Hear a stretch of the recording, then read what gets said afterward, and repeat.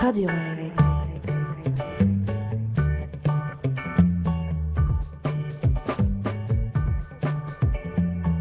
La radio étudiante.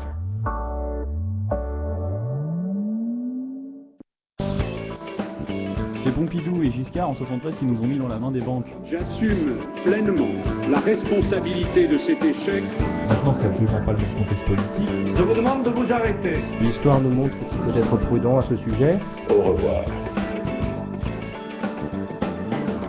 Bonjour et bienvenue dans la 56e émission de Politiquement Incorrect en ce vendredi 21 février. Aujourd'hui, je serai accompagné de Marc. Bonsoir Marc. Salut Nico.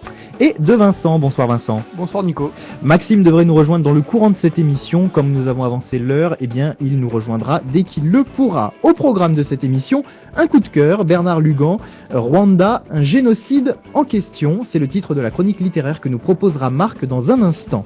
Puis, nous donnerons une place à l'actualité. En particulier, nous nous intéresserons à l'Europe de l'Est, l'Ukraine. Le pays connaît une situation politique tendue depuis des mois. Depuis quelques jours, la situation tend vers une guerre civile. Des annonces gouvernementales ont été faites ces dernières heures. Nous reviendrons sur ce sujet dans la seconde partie de l'émission.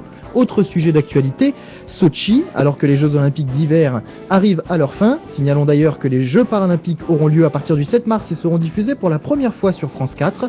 Eh bien, que dire de cette organisation russe des Jeux Olympiques ? Marc nous confiait la semaine dernière son ressenti négatif sur l'équipe de France de patinage. Aucune médaille française dans les disciplines de la glace. En revanche, 15 médailles collectées jusqu'alors dans cette édition des Jeux Olympiques. C'est un record, on reviendra bien sûr sur ce sujet un peu plus tard dans l'émission. Je vous rappelle que vous pouvez participer à cette émission de différentes manières. Vous pouvez nous contacter par mail politique@radiorec.fr ou encore réagir aux propos de nos chroniqueurs sur notre page Facebook Politiquement Incorrect. Incorrect RECC, comme le nom de la radio. Enfin, vous pouvez rejoindre notre équipe de chroniqueurs moyennant le paiement de votre cotisation, nous dirait le président de la radio. En tout cas, n'hésitez pas. Et puis, si vous êtes fauché, nous pouvons toujours vous accueillir en tant qu'invité. Mais tout de suite, place à la chronique de Marc dans quelques instants.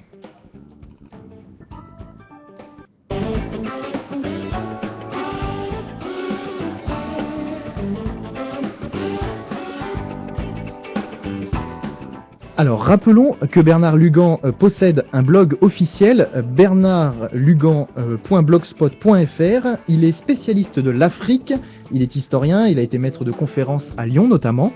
Il a été membre de l'Action française, même s'il s'est éloigné de la politique et du militantisme, il est souvent assimilé tout de même à la droite ou à l'extrême droite. Il a écrit plusieurs ouvrages sur le Rwanda, dont Rwanda, un génocide en question, dont Marc va nous parler dans quelques instants. Ce livre est sorti en janvier 2014 aux éditions du Rocher. Le livre fait 250 pages, vous savez que ça me tient à cœur le nombre de pages des livres. On sait que ces ouvrages sont parfois controversés. Par ailleurs, je rappelle que Bernard Lugan a écrit un premier ouvrage sur le Rwanda en 1997, alors que le génocide en question a eu lieu en 1994. C'est donc un sujet qui lui tient particulièrement à cœur. Alors Marc, peut-être pouvons-nous commencer par expliquer à nos auditeurs très rapidement la base de ce qui s'est passé au Rwanda quand même avant tout. On va expliquer ça très facilement. Alors, en avril 94, voilà, le génocide est lancé sur les Tutsis. Les Hutus, dont la version officielle nous disent qu'ils ont organisé. Enfin, la version officielle reprise par le régime de Kigali, qui est le régime actuel du Rwanda, nous dit le génocide a été causé par des Hutus, les Hutus ayant attaqué les Tutsis. Alors, j'avais déjà fait une chronique, je ne sais pas si tu te souviens Nico, il y a un an justement sur la question, sur l'organisation du génocide, comment on en est arrivé là. Et on invite nos auditeurs bien sûr à la réécouter s'ils le souhaitent. À la réécouter, qui était complète. Si vous voulez écouter d'autres vidéos, Lugan a fait une très bonne explication de son bouquin justement sur son blog. Voilà, le génocide, voilà, des Hutus, des Tutsis qui s'opposent. Alors, comment, quel contexte, pourquoi? On va voir que c'est très bien des guerres racialo-ethniques, je dirais, qui se sont opérées. Et du coup, le problème qui se pose aujourd'hui, c'est que on sait très bien que le régime actuel Tutsi base sa légitimité sur la version officielle du Rwanda. Version officielle que le TPIR aujourd'hui vient de démontrer. Alors le TPIR, qui est le tribunal pénal international pour le Rwanda, qui a été créé à la suite, je dirais, du génocide. Voilà, organisation diligentée par le Conseil de sécurité de l'ONU. Et on verra très bien que la version officielle ne tient pas debout, premièrement, et on verra très bien également que les versions qui tendent à se rapprocher de l'authenticité historique ont été écartés par les États-Unis, par la Grande-Bretagne, ce que démontre très bien Lugan dans son livre. Et donc on va maintenant voir comment s'est organisé le génocide. On en reviendra dans une deuxième partie. Première partie, ce que le TPIR arrive à nous démontrer aujourd'hui. Voilà. Nous t'écoutons. Alors, depuis le mois de mai 1994, justement, une fausse histoire a été écrite, je viens de vous le dire, et c'est pourtant la version officielle qui nous est servie. Alors, cette version officielle nous dit que des extrémistes Hutus auraient abattu leur propre président, Juvenal Habyarimana, dans le but justement de déclencher le génocide. Et le génocide est vu comme un génocide programmé, ce qui est bien différent d'un génocide spontané. Lugan en parle très bien d'ailleurs. Donc pour se maintenir au pouvoir. Cette histoire, comme je vous l'ai dit, légitime encore aujourd'hui le pouvoir Tutsi du FPR et du régime de Kagame qui est en place. Alors cette histoire est bien évidemment, selon Lugan, et qui est membre justement du TPIR, dont je viens de parler, la version est erronée. Alors, les livres sont faux, les analyses depuis 1994 sont erronées. Le TPIR a voulu répondre à ces questions, a voulu répondre aux accusations qui ont été faites sur les instigateurs, les prétendus instigateurs du génocide, et il a été créé en 1995 pour juger justement ces acteurs principaux. Le TPIR termine ses travaux très bientôt, l'année prochaine, sûrement en 2015. Il a pratiquement déjà terminé, comme le dit Lugan. Il a remis en question toute l'histoire officielle. Alors, il faut bien préciser que le TPIR travaille sur le système du common law, qui est un système juridique, on va dire, britannique, anglo-saxon plutôt. Et c'est-à-dire qu'il n'y a pas de chef d'instruction. Donc, ce qui s'est passé, c'est qu'il y avait un procureur qui basait son accusation sur la version officielle. Donc les Hutus ont tué leur président Hutu pour légitimer le génocide. Le TPIR a reçu ce procureur et adressé l'argumentation qui était la sienne et l'a dérouté complètement. Et la défense, ce qui est intéressant dans le TPIR, c'est que la défense des accusés ont remis en cause la version officielle, donc voilà, les avocats de la défense, selon plusieurs sources, témoignages oraux, enregistrements, des milliers d'archives qui étaient présents. Donc aujourd'hui, tout ce qu'on sait est totalement faux, et ce qu'il démontre dans le livre, justement, c'est que le régime rwandais tire sa légitimité du génocide et que la version officielle qui tend à légitimer le pouvoir est la fausse. Premièrement, est-ce que c'est un génocide programmé? C'est la première question.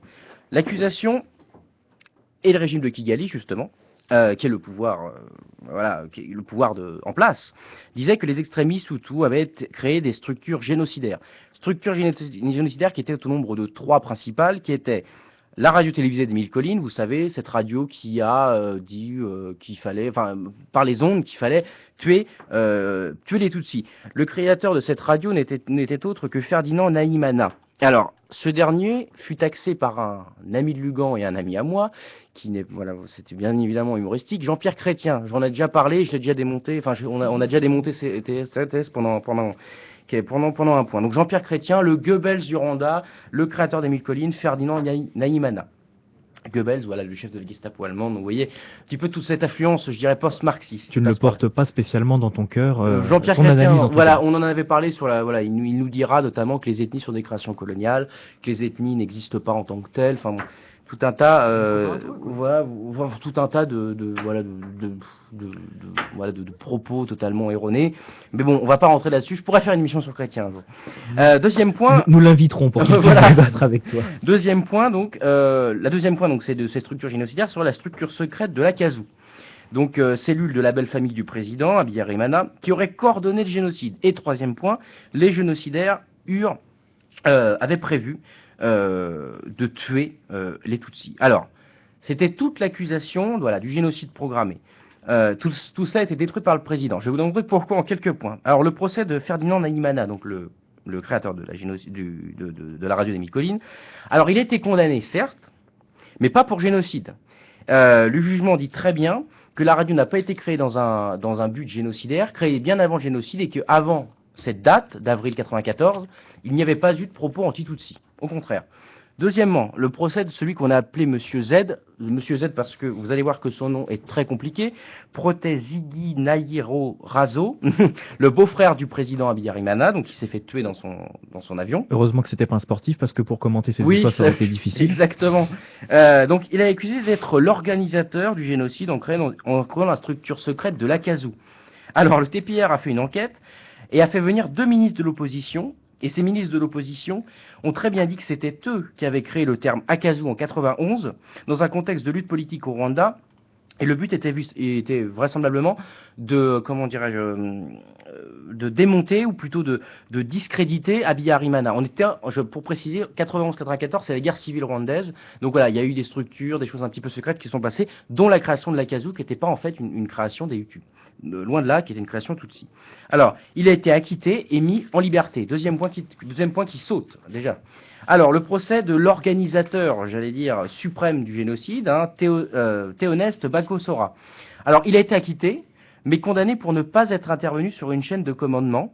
Alors, ce qui est très étonnant, c'est de remarquer que cette chaîne de commandement, il n'y participait pas du tout.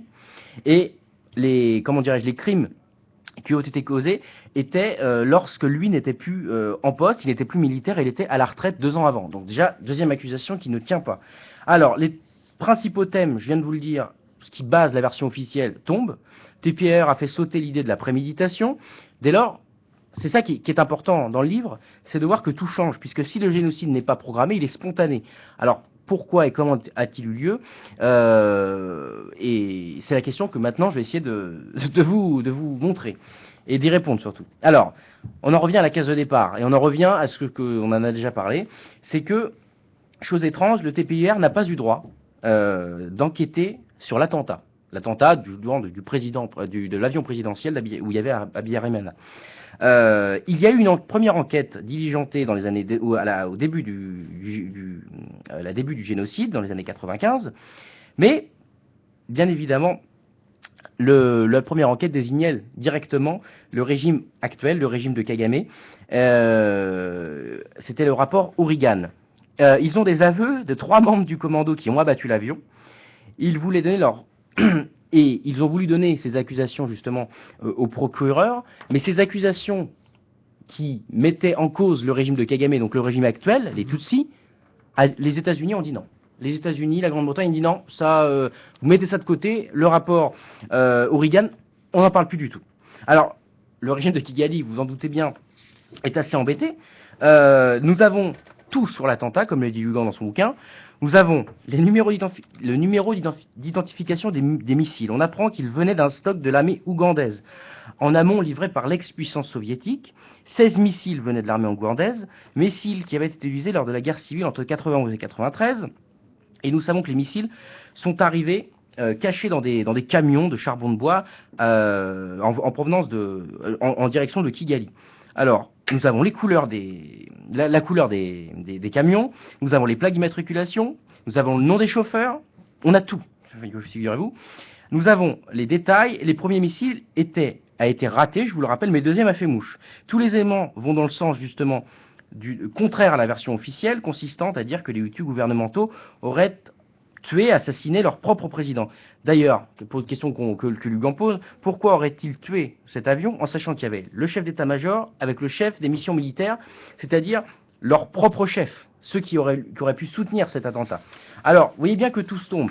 Si le génocide n'est pas programmé, il est spontané. Il s'inscrit, comme j'ai déjà dit souvent, dans un principe de longue durée. À partir de 59, lorsque l'Église catholique, au nom de la démocratie, en plus de la tutelle belge, met et impose plutôt le suffrage universel. Donc on en revient encore une fois au XIIe, XIIIe siècle, lorsque les Tutsis ont fait croire aux Hutus, donc les agriculteurs sédentaires du Sud, qu'ils étaient supérieurs, ils se sont fait passer pour des divinités. Et ils ont dominé jusqu'à la période coloniale les Hutus. Là, le suffrage universel arrive, les Tutsis sont 10%. Les Hutus sont 90%, 80-90%. Donc forcément, c'est les Tutsis qui vont se retrouver éjectés complètement du système. Ce sont les Hutus qui vont prendre le pouvoir.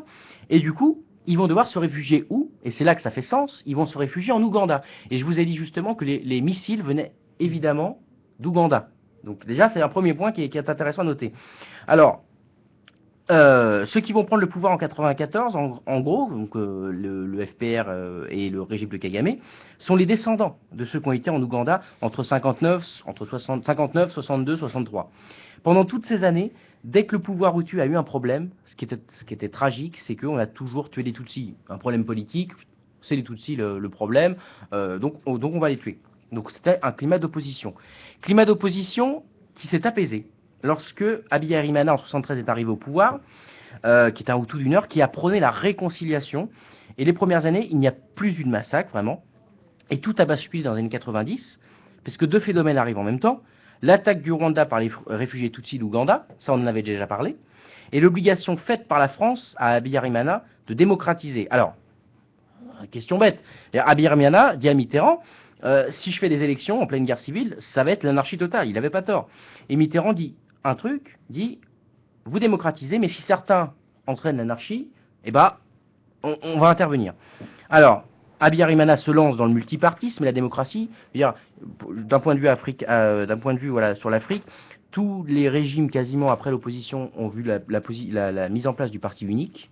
Et dans les années 90, c'est la libéralisation, la démocratisation et c'est le multipartisme qui arrive. Donc, toutes ces forces de dislocation se développent au Rwanda, dirigées par le FPR, donc s'opposant aux Hutus, pour déstabiliser les régimes rwandais. Alors, le FPR va développer une politique totalement de terreur, et les attentats de 91 à 94 sont du FPR, on le sait aujourd'hui. Et c'est très bien expliqué dans le livre d'ailleurs. Le FPR va tuer des hommes politiques Hutus, le FPR va tuer des hommes politiques Hutus dits modérés, pour qu'on l'accuse le régime rwandais de liquider ses adversaires. Le régime rwandais va apparaître comme terrible, alors que les escadrons de la mort venaient du FPR, donc des Tutsis. Alors, l'ébullition était là, en fait. Guerre civile, opposition ethnique, tout. Et ça va exploser au lendemain de l'assassinat, puisque les Hutus disent que les Tutsis n'ont pas respecté le pacte d'Arusha. Le pacte d'Arusha, c'est quand M. Habyarimana arrive au pouvoir, je vous avais parlé de la réconciliation, c'est ça le pacte véritablement. Et alors, les Hutus disent que le FPR a tué le président et que la folie va se déclencher.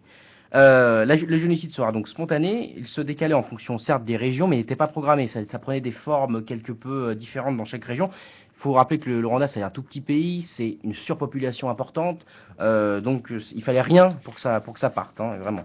Alors, petite conclusion, c'est que la France intervient lorsque le génocide est lancé, pour rapatrier ses ressortissants. Elle intervient en fin juin, début juillet pour limiter les dégâts, hein, sur le vote de l'ONU quand même, rappelons-le.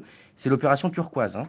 Elle va créer une zone humanitaire sûre pour protéger les Tutsis, non massacrés, et le général Kagame, donc au pouvoir aujourd'hui, prend le pouvoir et recrée l'histoire de la guerre, recrée l'histoire du génocide à sa guise. Le FPR va conquérir le Rwanda militairement et dit que nous avons conquis le Rwanda pour lutter contre les génocidaires. C'est très drôle. Excusez-moi, mais l'attentat n'aurait aucun lien pour eux avec le génocide, puisque s'il avait été programmé, même sans l'attentat, il aurait eu lieu puisqu'il était programmé. Ce que je veux vous dire, c'est que pour lui, et pour le régime rwandais aujourd'hui, des Tutsis, du Kagame, étant donné qu'ils ont dit à tout le monde que c'était quelque chose qui était programmé, peu importe de savoir si c'est des Tutsis ou des Hutus qui ont tué le président, parce que pour lui, de toute façon, même si, comme il était programmé, même si nous, les Tutsis, on n'avait pas tué le président, il y aurait quand même eu. Voilà. Donc c'est pour ça que si jamais on arrive à... Le TPR le démontre, vu que c'est un génocide spontané, c'est bien les Tutsis, avec l'assassinat du président Habyarimana, qui ont organisé et qui ont été à l'origine du génocide. Donc, or, justement, ce n'est pas le cas, puisque c'est l'étincelle. L'assassinat du président dans son avion, c'est l'étincelle qui a fait déborder le vase. Nous arrivons aujourd'hui, ce qui est intéressant, aux 20 ans du génocide, en avril 2014. Alors, le pouvoir il n'est pas très bien. Les révélations du TPR sont un petit peu enfouies, mais on sait très bien que la thèse se fissure peu à peu. Et une enquête française, d'ailleurs, est lancée. Alors, pourquoi une enquête française, allez-vous me dire? C'est parce que la majorité des gens qui étaient dans l'avion étaient des Français. Les familles ont donc porté plainte pour attentat, pour terrorisme. Les autorités de Kagame, donc les Tutsis d'aujourd'hui, veulent obtenir le non-lieu, parce que si jamais on apprend la version officielle, ils seront déroutés, parce qu'ils ne seront plus au pouvoir. Ils savent que la vérité arrive. Alors, il ne faut pas avoir de doute pour eux, pour les 20 ans du génocide. C'est vraiment, vraiment tendu. Voilà. Mais la grosse base, c'est de démontrer que, c'est le génocide n'est pas programmé, ça change toute la version officielle, et dans toutes les chaînes d'inculpation, ce sont bien les Tutsis qui ont été les instigateurs de cette tension et qui ont organisé avec les missiles justement qui ont tué le président qui venait d'Ouganda, il était réfugié là-bas, qui ont été à l'origine de ça. Donc on est vraiment pour les 20 ans du génocide dans une situation très tendue pour le coup. Hein. Alors de manière générale, du coup, finalement, actuellement, ce qui est en train de se développer, c'est que, le crédit apporté à la thèse développée par Lugan va monter si on arrive à prouver ce que. On verra très bien parce que ce qui est très drôle, c'est que il y a eu une affaire qui est sortie juste dans Libération il y a un an de ça et qui disait ça y est, on a la preuve que ce sont les Hutus qui ont organisé le génocide parce que ils avaient un papier en fait qui disait que alors en fait le TPIR, donc l'ONU en gros, a démontré que c'était un papier qui était totalement erroné. Donc voilà, on sait encore que c'est une fausse preuve que Libération avait mis en avant. Mais le problème, c'est que vous vous rendez bien compte, c'est que c'est pas histoire de faire de l'histoire pour faire pour des petits trucs comme ça. C'est-à-dire que si jamais la version du TPIR est la bonne, ce que je pense qu'elle est la bonne parce que les travaux sont immenses, ça fait plus de 20 ans qu'ils travaillent là-dessus quasiment. Si jamais c'est la version du TPIR qui sort et qui me semble être la plus proche de la réalité, le pouvoir de Kagame n'existe plus. Donc vous voyez, voilà, tout tombe parce que et c'est très intéressant de remarquer que bon. Le but de Lugan, c'est pas de dire il y a des messages, il est gentil. Non, parce qu'on sait très bien, et Lugan était le premier à le dire justement dans Génocide, l'Église, l'Église et la démocratie. L'Église et la démocratie, le génocide de l'Église et la démocratie, dans son ouvrage, a très bien démontré que le problème en soi, c'était la démocratie. C'était le suffrage universel, c'était tout ça qui avait accentué, mais même moi, je travaille sur le Cameroun, c'est pareil. On voit très bien que les oppositions avec le suffrage universel, ça posait problème. Et au Rwanda, c'est encore pire, ça a débuté sur un génocide. Donc voilà. Si la thèse officielle n'est plus bonne aujourd'hui. C'est plus la bonne. Le TPIR, ça va forcément sortir un jour, ce qu'a fait le TPIR, parce qu'en plus ils ont la couverture de l'ONU derrière. C'est pas des guignolos, c'est pas des gens un poids qui renforce forcément. C'est un poids qui renforce, c'est quand même le Conseil de sécurité. Mais ce qui est très étonnant, c'est que aujourd'hui, ce qui empêche la version officielle, la vraie version officielle, on va dire, celle de Lugan, de se développer, c'est qu'on n'a pas le droit d'enquêter sur l'attentat. Alors qu'on a tous, c'est-à-dire même si on a toutes les preuves, on n'a pas le droit d'enquêter dessus, c'est-à-dire qu'on ne peut pas sortir un rapport pour prouver que ce sont des Tutsis avec des missiles d'Ouganda qui ont tué le président. Donc, c'est le régime en place qui interdit cette enquête? Non, ce sont les États-Unis et la Grande-Bretagne. Mais bon, ça les arrange vraiment. Est-ce que ça peut évoluer ça? Est-ce qu'on a des pistes qui pourraient dire qu'un jour on pourra enquêter dessus? Non, Lugan dit pour l'instant c'est un peu bouché, mais ça pourrait avancer justement avec l'enquête avec l'enquête des familles. Parce que, justement, les familles demandent réparation, entre guillemets, sur les instigateurs de cet attentat de l'avion. Et du coup, si on va au bout des choses, et c'est ce que sont en train de faire les Français, on sera obligé de pouvoir débattre sur l'attentat de l'avion, sur l'attentat aérien.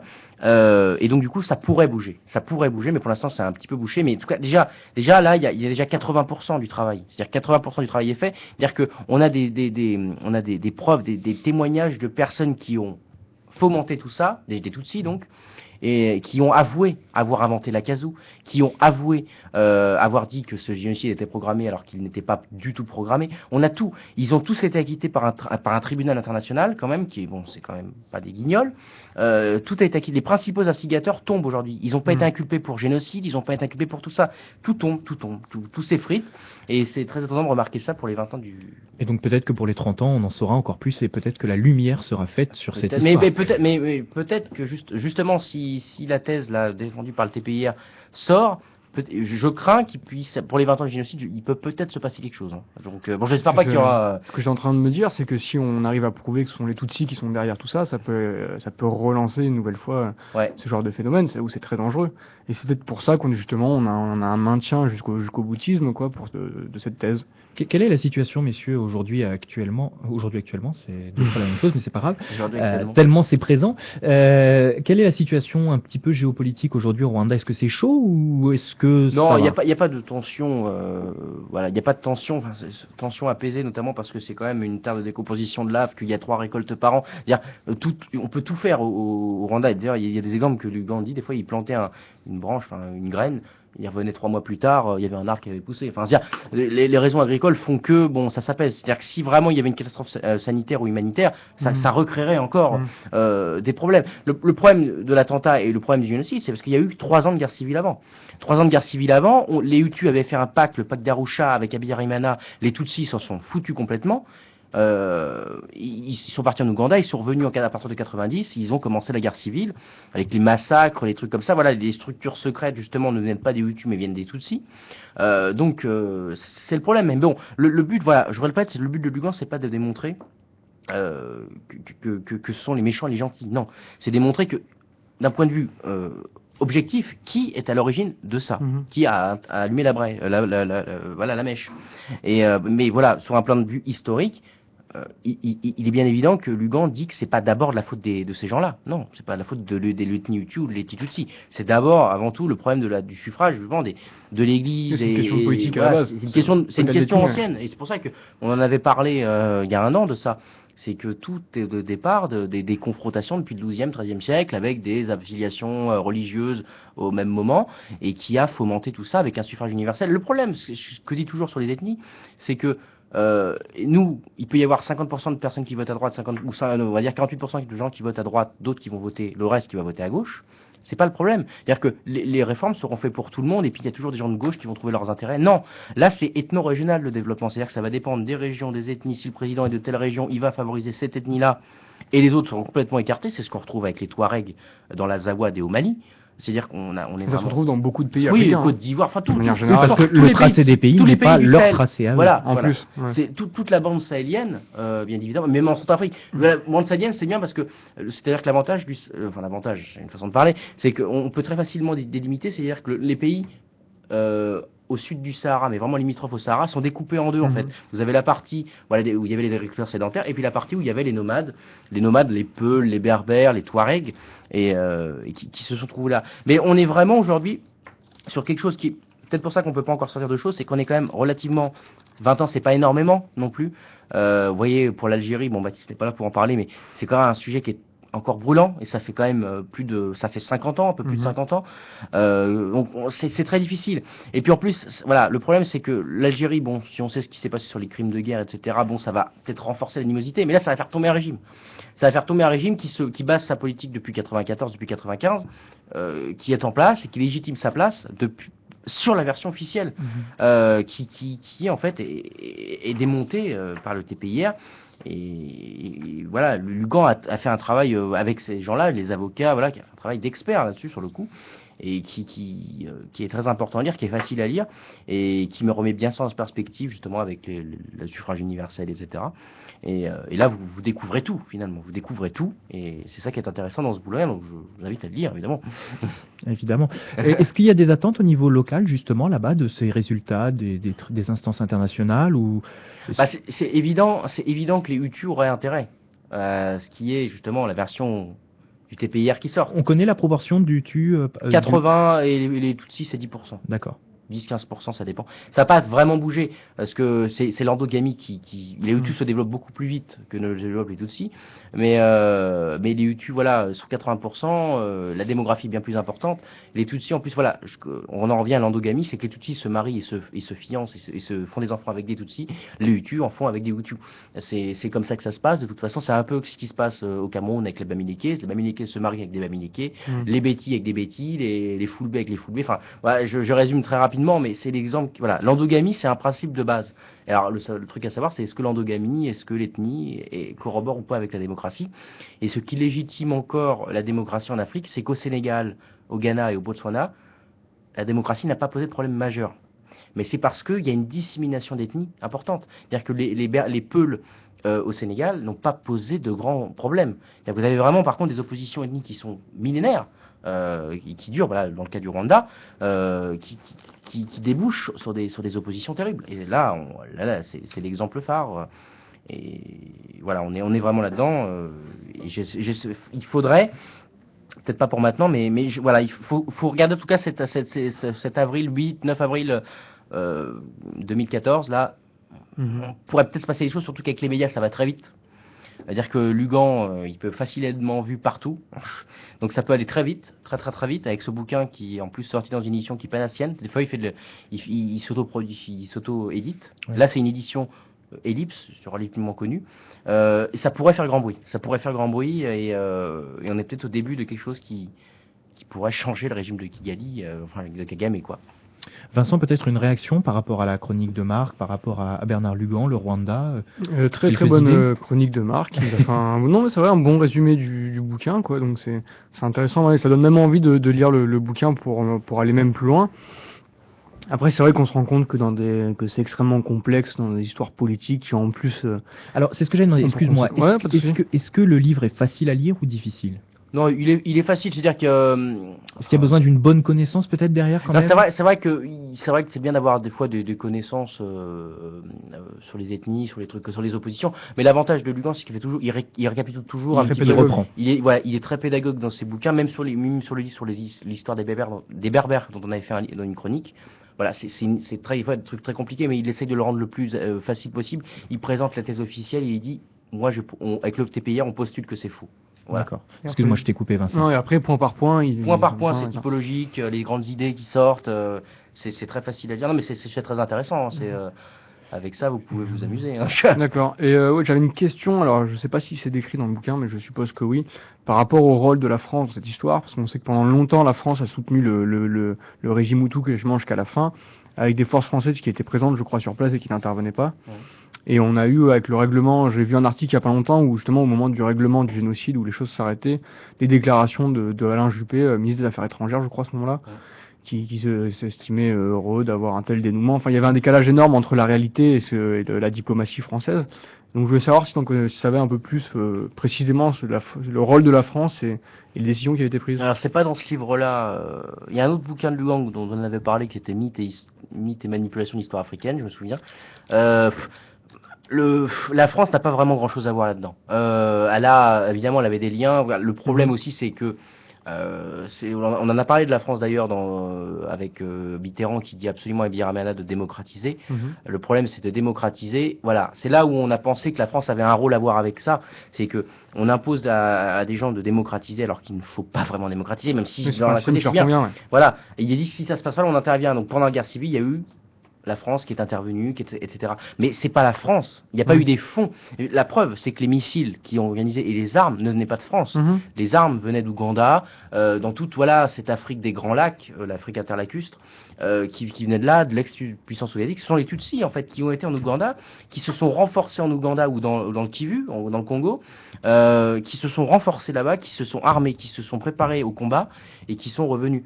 Donc la France n'a rien à voir avec ça. Même si on va plus loin, si on va vraiment au fond des choses, on pourrait dire que c'est le suffrage universel imposé par l'Église catholique et les suffrages universels imposés par le Congo belge. La Belgique plutôt, la tutelle belge. C'est ça le fond des choses. Mais le fond des choses, si on va plus loin, c'est le suffrage universel et c'est les oppositions ethniques qui, je pense, ne permettent pas vraiment, à part quelques cas, Sénégal, Botswana et Ghana, qui permettent de fonctionner relativement. Mais c'est quoi 3 pays sur une cinquantaine de pays?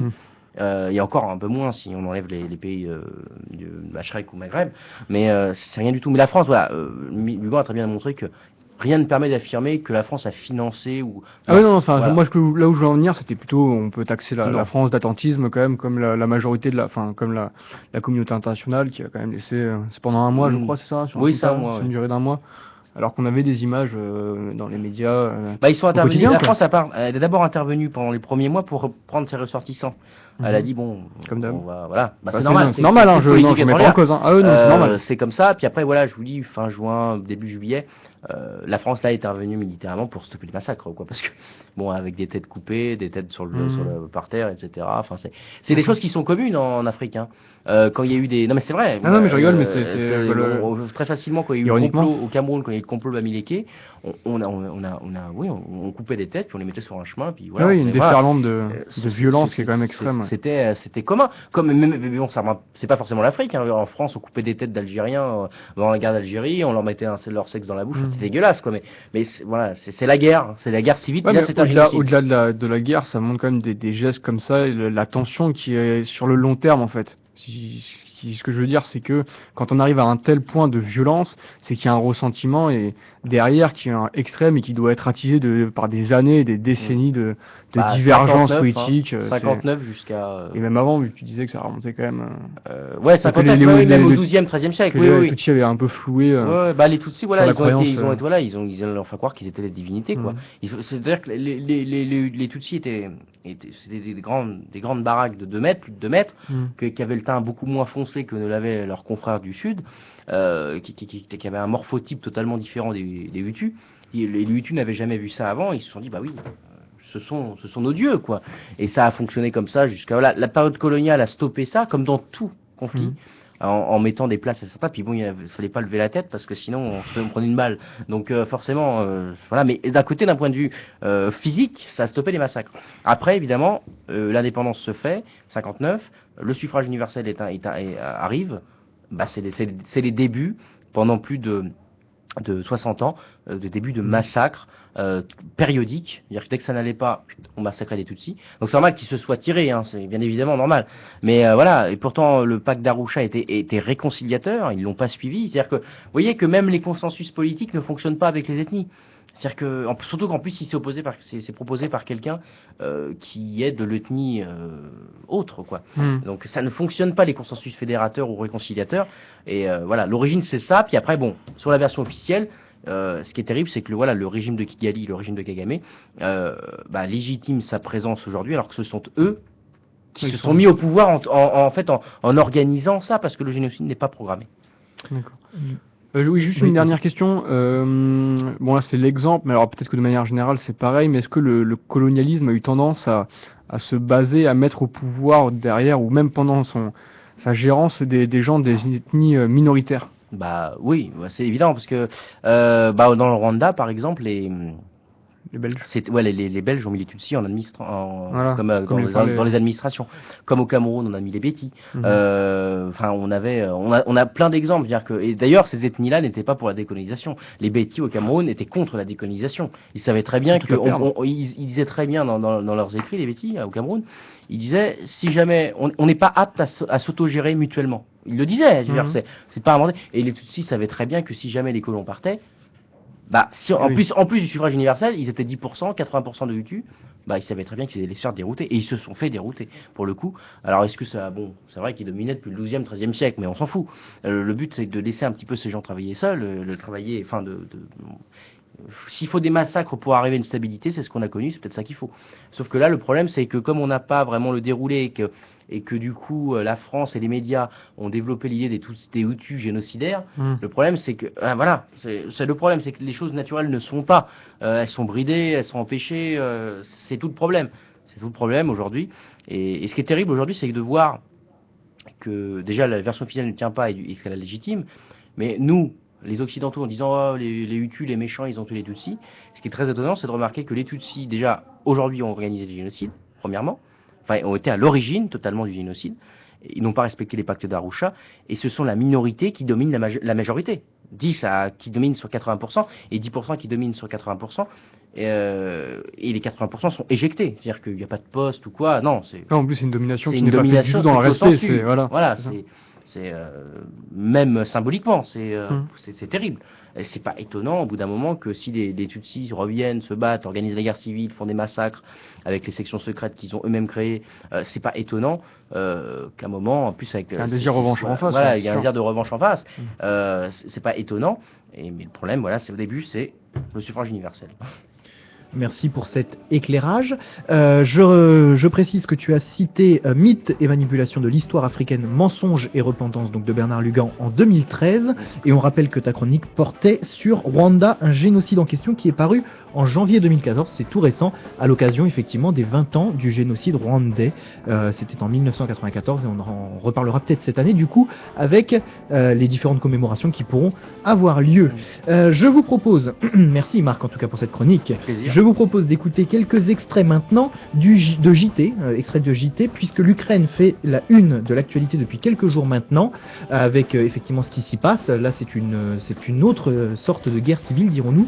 Je vous propose d'écouter ces quelques extraits, on se retrouve juste après. l'actualité à l'étranger, l'Europe tout entière a encore ce soir les yeux braqués sur l'Ukraine où la situation a dégénéré après des semaines d'accalmie. De nouveaux affrontements ont fait 9 morts au moins. Marc de Chalbron. En fin d'après-midi, les affrontements se poursuivaient toujours.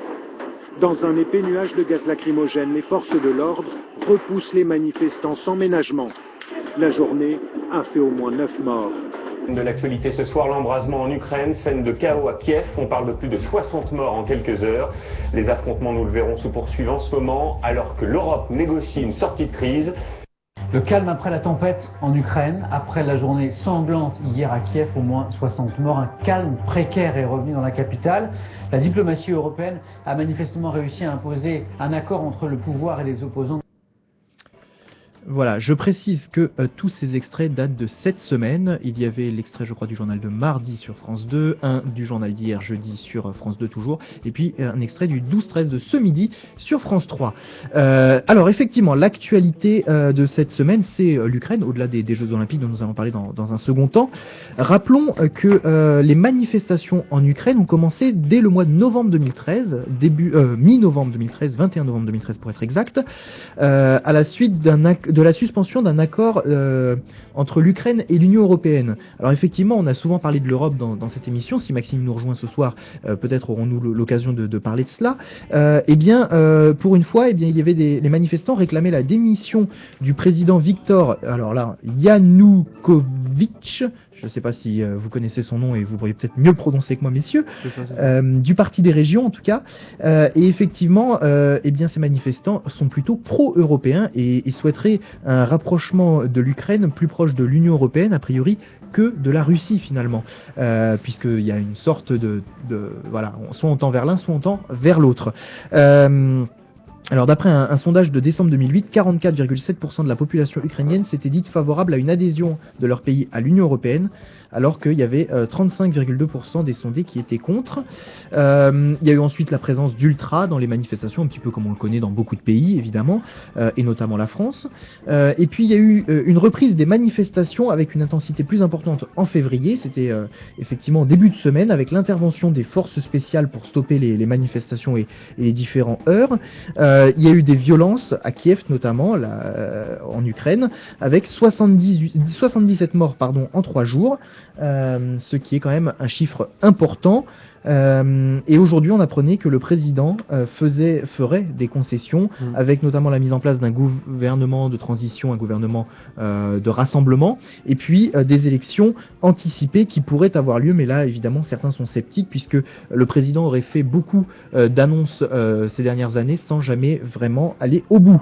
Sachant que lui, donc effectivement, il a choisi dans la petite décision à prendre entre l'Europe et la Russie, enfin entre l'Union européenne et la Russie. Voilà. Oui, juste une petite précision par rapport à ce que tu viens de dire. Ça a été voté cet après-midi, dans l'après-midi là, par le Parlement ukrainien. Donc ils reviennent, donc il y a un gouvernement d'union nationale, des élections anticipées. Et troisième, je suis perdu. Alors, attends, on regarde ça sur internet. Donc en tout cas, ça a été voté cet après-midi. Donc c'est au-delà de la déclaration du président, là, c'est acté par le Parlement. Et ce qui avait remis un peu le feu aux poudres depuis 2-3 jours, c'est que justement ce type d'amendement avait été, le président l'avait annoncé et le Parlement au moment où devait se réunir avait repoussé encore cette fois-ci, donc ce qui avait relancé les manifestations. Et rappelons effectivement que toute cette histoire s'inscrit dans un contexte économique difficile pour l'Ukraine, comme beaucoup de pays dans le monde depuis la crise de ces dernières années, et effectivement l'Ukraine qui est dans une situation un peu compliquée. Qu'est-ce que j'allais vous demander ? J'allais vous demander effectivement que penser de cette situation en Ukraine, avec donc dans un premier temps des manifestations, ça dérape, l'intervention de forces spéciales ukrainiennes et puis évidemment ce bilan meurtrier de ces derniers jours après le dérapage donc. Et situation compliquée puisque comme tu l'as dit au début novembre, c'était des populations nombreuses de très hétéroclites qui se rassemblaient. Alors là que depuis 2-3 semaines, on a quand même majoritairement tout ça, ceux qui se battent de façon rangée dans les rues sont de mouvements plutôt ultranationaux, un peu extrême droite, bien armés, bien équipés et même bien entraînés. Donc on voit qu'il y a un peu un phénomène de récupération des manifestations, puisque si elles sont ultranationales, je suis pas sûr qu'ils soient là vraiment là pour défendre un rapprochement avec l'Union européenne. En ce qui concerne le reste, c'est vrai que c'est extrêmement grave, parce que le nombre de morts aussi est élevé. Et on voit j'espère que ce qui vient de se passer cet après-midi va réussir un peu à calmer les choses. Parce que ça devient, c'est quelque chose d'extrêmement grave. Je pense que Marc sera d'accord avec moi de toute façon, mais effectivement, on va lui demander, Marc, que penser effectivement de cette situation. On est un peu dans une période post-guerre froide, j'ai l'impression, avec des partisans pour, on va dire, le bloc de l'Ouest, quoi, l'Europe, enfin pas directement les États-Unis, on va dire l'Europe, parce que bon, d'un côté pas très loin. D'un aire géographique si, mais d'un point de vue idéologique, je pense pas. Et on a le côté russe, donc le pouvoir qui est là. Et ce qui est très étonnant, c'est que les Ukrainiens et les Russes ont toujours eu, dans l'histoire des quelques heures, on va dire, quelques heures meurtriers. On se souvient de la famine dans les années 30 que Staline avait diligentée. Et il est très étonnant de remarquer, les goulags, etc. Il est très étonnant de remarquer que ce qui se passe à Kiev aujourd'hui, on l'a vu, hein, Vincent, je sais pas si tu te souviens avec moi, c'est que comme les Ukrainiens ont porté en gros ils étaient dans une bonne partie étaient chez les Waffen-SS, et alors du coup les Russes se font un malin plaisir à dire que juste les détester justement. Kiev a un rôle central là-dedans. Font un peu un plaisir à les détester parce qu'ils étaient de la Waffen-SS, et les Ukrainiens ont une tendance certaine à détester les Russes justement parce qu'à cause des massacres. Donc voilà, et Poutine dans sa logique ne veut pas perdre Kiev, qui est un lieu de symbole pour lui. Et ce qui est vraiment aujourd'hui assez étonnant, c'est qu'il n'y ait pas encore aujourd'hui, c'est-à-dire que c'est pas je sais pas si on peut rappeler ça une faction, mais on a des gens qui sont contre le pouvoir, bon ça d'accord, on sait pas véritablement leur nombre, parce que bon, les manifestants c'est une chose, les partisans des manifestants c'est autre chose. Déjà premièrement, on ne sait pas de qui tire les rênes en fait de l'opposition, ça j'aimerais bien savoir aussi, si c'est une histoire un peu comme les brigades rouges dans les années guerre froide, où c'était diligenté par tout ce qui était les blocs de l'Ouest. Je ne sais pas si on est là-dedans, mais bon, l'Ukraine n'est pas encore entrée en Europe, elle ne le sera peut-être pas avant peut-être longtemps, parce qu'à force d'élargir, à un moment il faut stopper, peut-être aussi. Il y a eu des partenariats, ce qui renforce en légitimité de ces gens-là, c'est qu'il y a eu des partenariats qui ont été faits lors de l'Euro 2008 pour que l'Ukraine justement jugule les frontières extra-européennes. On avait vu, on s'en souvient, et c'est ça qui est légitime. Mais moi je serais intéressé de savoir réellement combien sont les partisans des manifestants, pas que les manifestants, et de savoir oui, donc le pourcentage, et surtout ce qu'ils veulent vraiment, parce que c'est bien beau de vouloir rentrer dans l'Europe du côté des Européens, etc., mais ça sert à rien de se combattre si au final on n'accepte pas qu'ils rentrent dans l'Europe. Enfin, c'est complètement bête. Oui, effectivement, on va peut-être se tourner dans quelques instants vers Vincent, je le vois froncer des sourcils. Rappelons quand même quelques éléments, puisque tu parlais du mouvement, du mouvement d'opposition, donc, qui est mené notamment par le boxeur Vitali alors il nous facilite pas la tâche, hein, mais Klitschenko, selon Le Point, et puis des groupes radicaux, pour certains donc d'extrême droite, comme Pravi Sector, et puis des anarchistes comme Spilna Sprava, qui ont pris une importance dans le combat. Rappelons également effectivement que le dilemme entre guillemets de l'Ukraine de se rapprocher soit de la Russie, soit de l'Union européenne peut, comme le disait Vincent d'ailleurs, être vite résolu, étant donné que la Russie proposait des sommes importantes à l'Ukraine pour être aidée de sa part, alors que l'Union européenne proposait évidemment quelques plans d'aide, mais contre des concessions, et notamment le fait d'accentuer le virage démocratique du pays, ou ce genre de choses qu'on connaît bien sûr évidemment lorsque l'on veut adhérer à l'Union européenne, comme c'est le cas pour la Turquie depuis des années maintenant. Donc voilà un petit peu le dilemme qui était proposé à ce président, qui de toute évidence préfère entre guillemets la Russie. C'est 15 milliards de dollars que la Russie proposait, et effectivement les deux présidents, le président russe et le président ukrainien, se sont rencontrés dans la nuit de mardi à mercredi pour effectivement échanger sur la situation dans le pays, et en particulier à Kiev. Effectivement, Vincent, quelques réactions peut-être ? Oui. À ce que disait Marc, pardon. Alors sur la question des leaders, c'est vrai qu'on n'a pas de grands leaders d'opposition, c'est un peu disséminé, ce qui porte préjudice, je pense, au mouvement, puisque quand on regarde historiquement, on a toujours un ou deux grandes figures pour les mouvements de grande ampleur. Mais au-delà de ça, je pense que cette question du rapprochement avec la Russie a certes exacerbé des tensions historiques qui étaient déjà là. Mais je pense que même au-delà de ça, c'est un mouvement social qui se pose contre un gouvernement très corrompu où la démocratie fonctionne mal, tout simplement. Au niveau de l'Europe, on peut se poser. Enfin, moi j'ai l'impression de voir une Europe un peu attentiste par rapport à ça. Ce qui repose encore la question des grands leaders européens avec une grande image, un grand président. Parce que là, on a le président de la Commission, on a Barroso, on a celle de Christine Ashton qui ont parlé, mais ça a moins de poids. Et des ministres des Affaires étrangères comme Laurent Fabius. Et voilà, qui sont allés sur place, exactement. Et du coup, on a une multitude de voix de l'Union européenne. Et ce qui est un peu dommage, parce qu'on a quand même un pays qui, au nom de sa lutte, prend comme représentation de sa lutte le désir de vouloir rentrer dans l'Europe. Donc ça aurait été intéressant de voir justement. Enfin, là, on a l'impression que l'Europe reste un peu attentiste, attend de voir comment ça se règle pour ensuite agir. Et donc c'est dommage parce que c'est une question elle est une question centrale pour elle, je pense. Et enfin, pour finir, l'histoire avec le rapprochement avec la Russie, ça s'inscrit dans le désir de Poutine de refaire une espèce de grande URSS, mais d'avoir une Russie et une alliance. L'idée russe. Voilà, l'idée russe, exactement, avec des pays, les anciennes démocraties qui appartenaient à l'URSS, la Mongolie et toutes les démocraties et les anciens PECO, voilà, refonder un bloc sur le modèle soviétique et donc l'Ukraine est très importante là-dedans, quoi. Ça, voilà, c'est-à-dire qu'avant, c'est l'idée de la terre de Russie que Poutine a développée, qui met fin peu ou prou à la perestroïka, justement.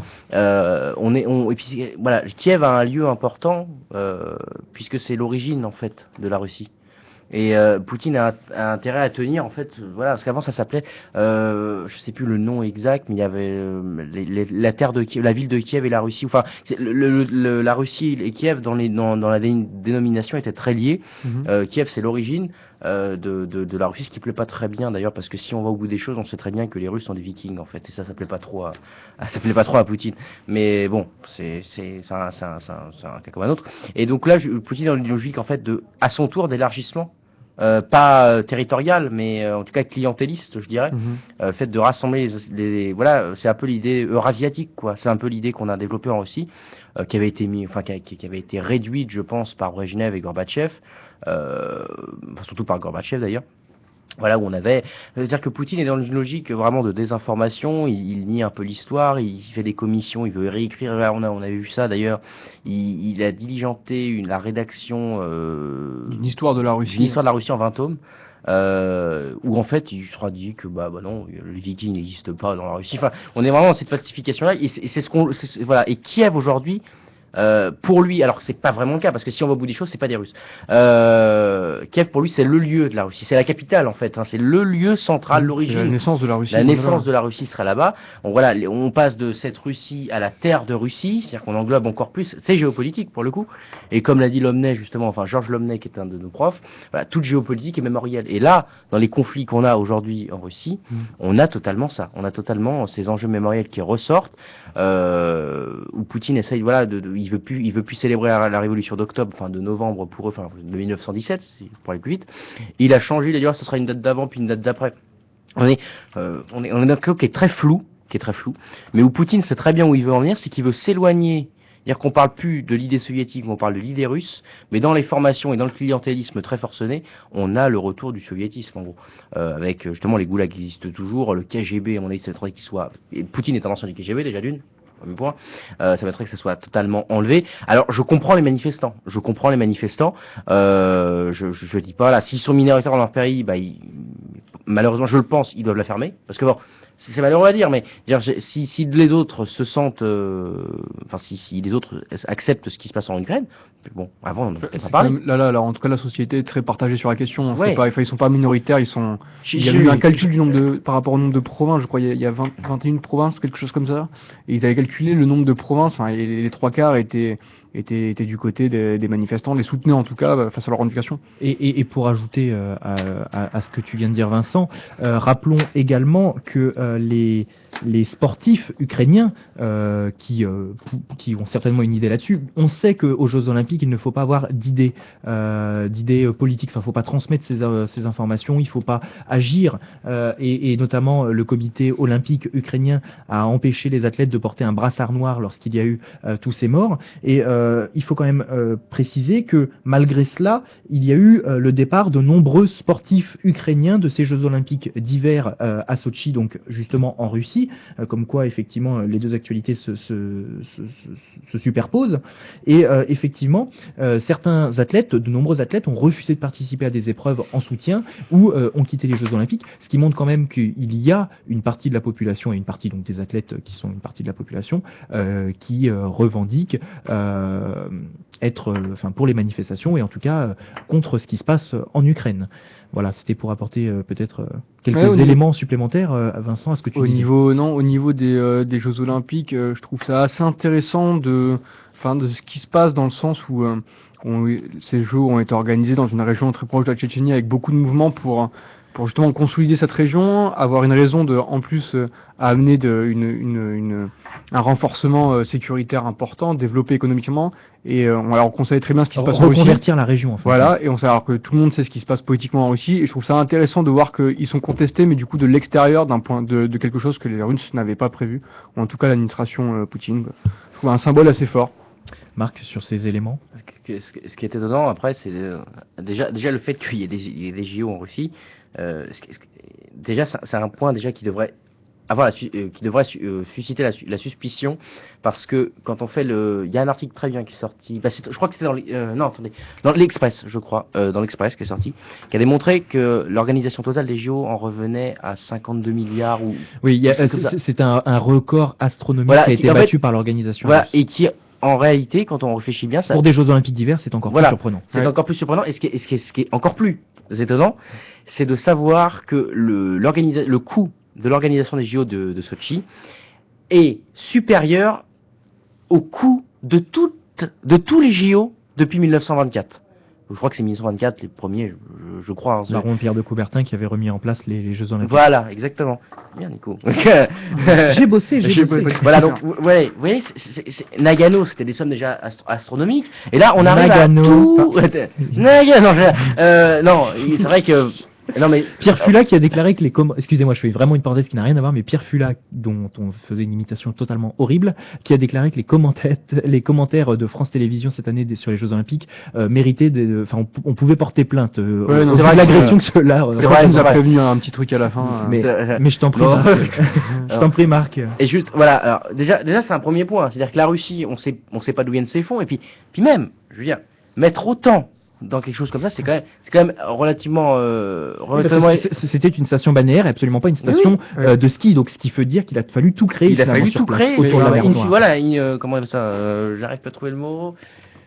J'arrive plus. Comment on appelle ça, tu sais, quand c'est créé de rien là, Ah oui, ça va, c'est très bien. Je veux dire. Non, juste ex nihilo.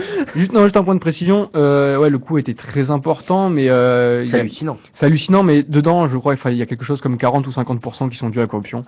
Ah oui, il y a eu des preuves qui ont été montrées que la corruption elle est grandissante, c'est-à-dire qu'au début on avait 4 à 5% des montants qui étaient détournés, et plus on avançait dans le temps et on se rapprochait de la date d'ouverture, plus les coûts augmentaient à la fin pour atteindre 40 à 50%. D'ailleurs, étant donné que rien n'était prêt quelques semaines avant les Jeux Olympiques, il a fallu évidemment encore plus, mettre sans parler des conditions de travail des travailleurs évidemment. Ouais. Ça c'est un autre point. Mais ce qui est très étonnant aussi, déjà, il fallait se méfier le jour où Poutine avait démissionné, où il n'était plus président. Il y avait quelqu'un d'autre. Comment il s'appelait déjà Medvedev. Voilà. C'était lui qui pilotait le tout. Ça veut bien dire que les réseaux poutiniens, on va dire ça comme ça, sont extrêmement développés. Le clientélisme est extrêmement développé.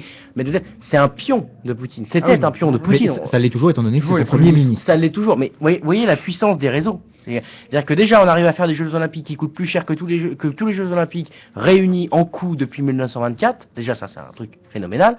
Sur une durée qui est relativement courte, donc les conditions de travail, à mon avis, on a dû les faire travailler un petit peu. Je vous rappelle que les goulags existent toujours, sans vouloir faire de la diffamation. Je pense que, à mon avis, ceux qui n'étaient pas contents, ils ont dû geler le cul en Sibérie. J'arrête. Non, mais c'est vrai, parce que c'est terrible. Voilà. On en rigole. Mais on en rigole, mais c'est terrible d'en rigoler. On rigole jaune. On rigole un peu jaune. Et ce qui est marrant, c'est que moi, déjà sur les commentateurs, comment ça s'appelle? Pas le jeune, mais le vieux avec des lunettes qui louche un peu. Patrick Montel. C'est lui qui dit n'importe quoi. Il fait les 100 mètres aussi là. Ouais, je crois. Patrick Montel. C'est pas tout. Voilà. Vas-y, Marc. Lâche-toi. Arrête, je me lâche. Coup de gueule. Ce mec nous a toujours dit, non mais il nous a toujours dit ouais, alors, c'est pas bien le nationalisme et tout. Alors je fais une parenthèse, mais c'est parce que j'en ai marre de ce mec. Et en plus on le voit tout le temps, ça va, on en a marre. Je crois que tout le monde en a marre de ce mec. Et déjà il nous sort il y a 2 ans, ouais, le nationalisme c'est pas bien, le Front National c'est terrible, et machin, etc. Le mec il est dans une compétition où on exalte son drapeau, on exalte son pays, il dit oh c'est magnifique quand je vois toutes ces nations qui sont fiers de porter leur drapeau. Voilà, c'est juste la base du nationalisme entre guillemets, c'est pas du patriotisme, c'est du nationalisme. Donc déjà rentre chez toi, ferme-la parce que franchement tu nous saoules.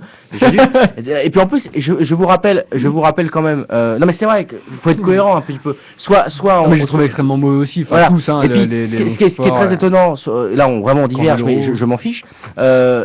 Comment ça, le petit jeune qui est avec lui souvent, le plus jeune présentateur aussi, il y a le vieux là, puis il y a toujours un petit jeune qui est avec lui, qui présente souvent d'ailleurs le tennis. Laurent Luyat. Voilà, merci. Apparemment Luyat. il y a une friction entre les deux au début, pendant les JO.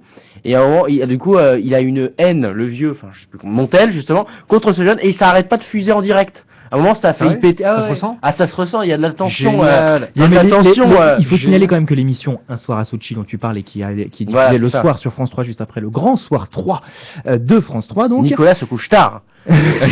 Et donc il faut signaler que cette émission a été construite évidemment sur l'objectif de faire ressortir des choses. Il faut quand même préciser que pour le coup les deux se sont unis il y a quelques jours pour faire le buzz sur internet et dans l'émission ils ont carrément accablé leurs propres commentateurs de snowboard et de surf des neiges et de ski acrobatique et leurs commentateurs et leurs consultants en disant qu'ils parlaient absolument pas français, qu'ils expliquaient pas assez bien les différentes figures qui étaient faites, etc. Ça a fait le buzz sur internet. Effectivement, ce qui a donné lieu à ce que je disais il y a quelques minutes, c'est-à-dire l'intervention de Pierre Fula qui a déclaré qu'effectivement, vu les commentaires, il serait en droit de porter plainte contre France Télévisions pour la qualité des commentaires. Je pense que même les sportifs vont porter plainte parce qu'il y a énormément de foutage de gueule, même sur les noms. Enfin, des fois, on est à la limite du racisme. Et du coup, effectivement, quand on s'intéresse à ces Jeux Olympiques d'hiver et qu'on écoute et qu'on regarde un petit peu les commentateurs qui sont présents, on retrouve un Jean-René Godard qui a plus de 60 ans, un Gérard Rolls qui a plus de 60 ans, un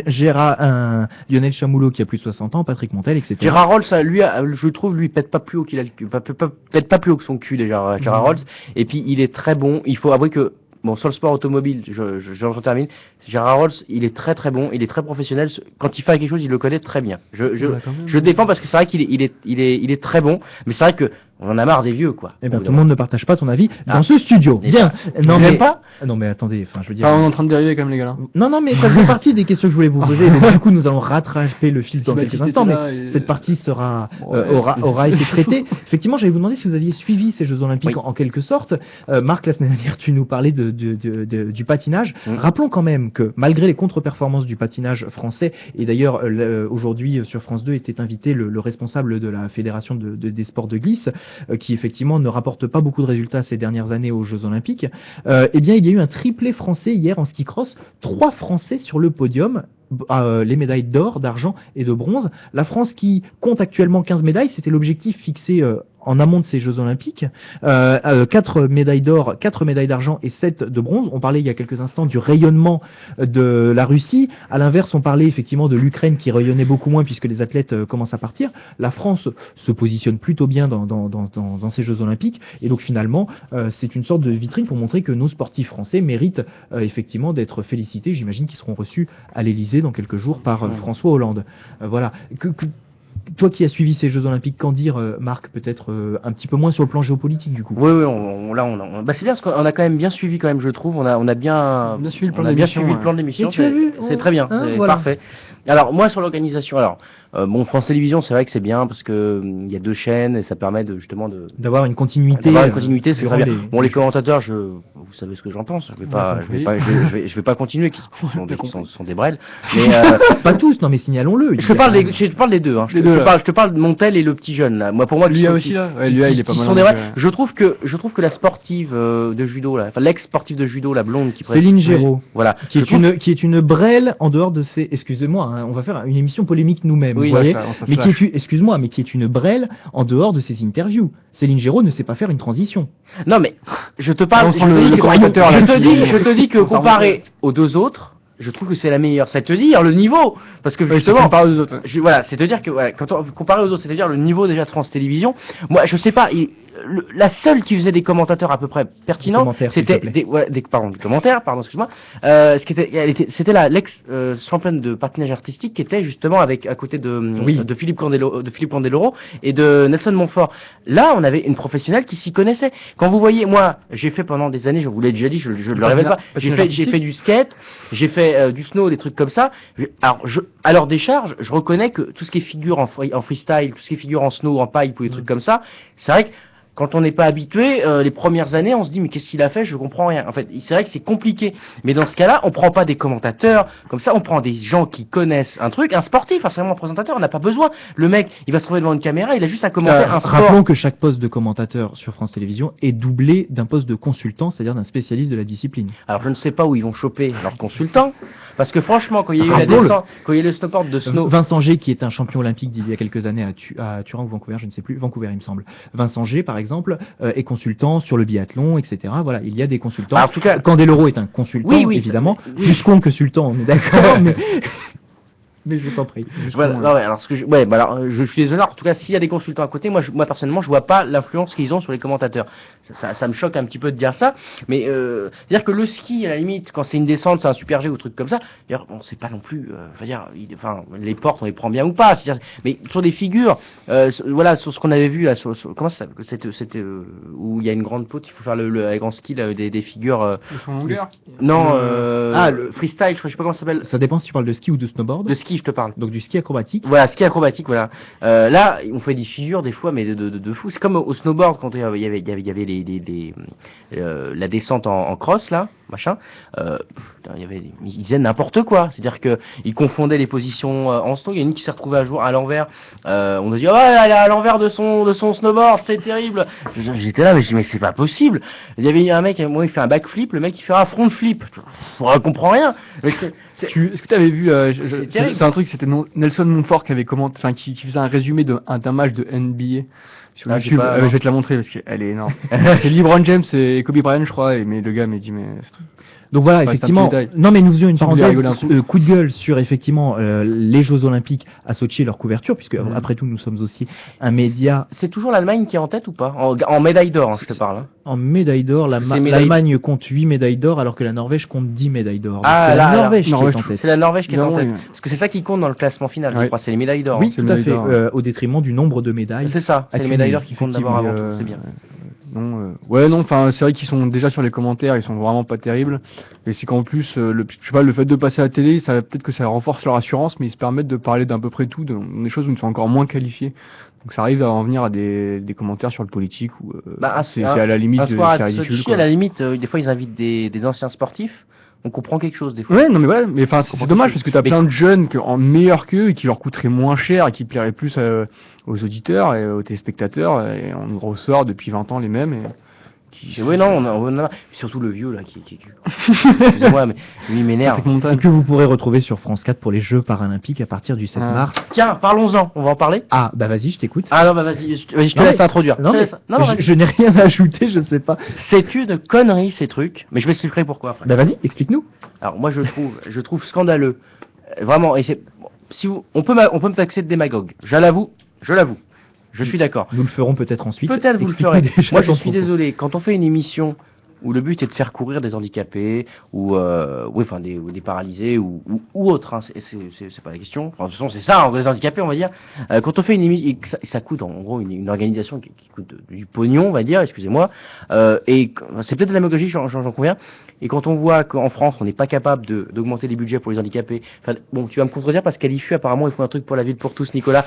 Je m'excuse pour l'IFU d'avance, mais elle coule pas. Mais quand je vois qu'en France, on réduit les budgets, qu'on n'est pas capable de faire des structures pour les handicapés et qu'on ose montrer, en fait, des privilégiés les handicapés, courir dans une truc qui va coûter des millions alors que les millions auraient pu servir au développement d'un territoire national, par exemple, moi, je trouve ça scandaleux. Mais c'est tout. Après, moi, je trouve ça scandaleux. Pour te répondre, pour une fois que je participe un petit peu au débat. Vas-y. Alors, effectivement, précisons pour nos auditeurs que l'IFU est l'Institut français d'urbanisme, dont Nicolas fait partie. Parce que dire l'IFU, ça veut rien dire à l'antenne, on comprend pas. Donc voilà, la précision est faite.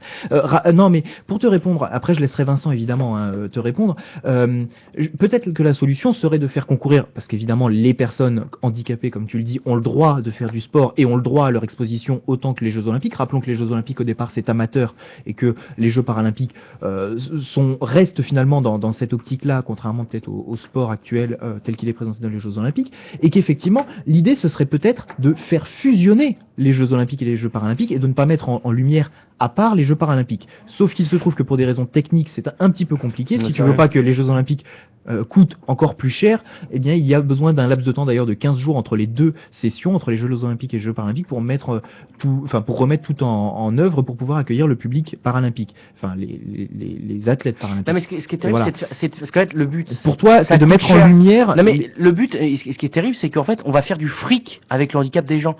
Parce que ça rapporte, ça rapporte des crédits aux chaînes, des trucs comme ça. Enfin, ça rapporte aussi. En l'occurrence, la couverture des Jeux Olympiques coûte plus cher aux chaînes qu'elle ne rapporte. Oui, mais ça permet de combler. Ça leur permet effectivement de le mettre dans leur cahier promotionnel pour dire nous avons ces événements sur nos chaînes. Mais au même titre que les Jeux Olympiques, Marc, pas plus que les Jeux Olympiques. Non mais les Jeux Olympiques des sportifs, bon peut-être que mon argument se tape là, j'en suis d'accord, j'en conviens, mais je trouve que faire des Jeux Olympiques avec des sportifs qui ont fait ça toute leur vie, etc. Bon, d'accord. Mais faire des jeux, bon, je trouve en fait. Ce ne sont pas des handicapés que l'on met en lumière uniquement pour les Jeux Paralympiques. Ce sont des sportifs qui ont une licence dans la fédération paralympique. Il y a d'ailleurs deux des fédérations en France. Il y a les sports. Enfin, il y a différents types de fédérations concernant les sports qui sont présents suite aux Jeux Paralympiques. Je vais aller plus vite. Alors, je vais dire que je trouve dégueulasse de mettre des handicapés qui ne sont pas autant. Parce que bon, s'ils peuvent faire les Jeux Olympiques, c'est qu'ils sont pas totalement non plus. Enfin, je pense qu'il y a des degrés d'handicap. C'est sûr que Michael Schumacher aurait des difficultés à faire les Jeux Olympiques. Ça, on est d'accord. Je conviens que ça peut être démagogique, mais je suis désolé. Mettre en avant des handicapés qui ne sont pas au stade de LOC, on va dire, ou de réduit de mobilité totale. Non, parce qu'à part la luge, il peut pas faire grand chose.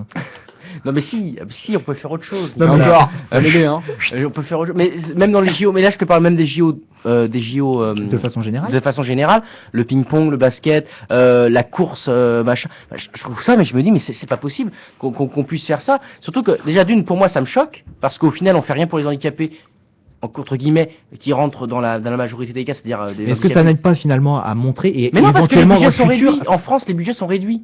On réduit le budget pour les handicapés, on ne fait rien pour les handicapés, et dès qu'on impose des codes urbanistiques, et tu peux le savoir, dès qu'on met des codes dans les PLU, enfin je sais pas si c'est les PLU. Les lois sont effectivement repoussées. Voilà. On est d'accord, l'exécution des lois sont repoussées, bien sûr. Voilà.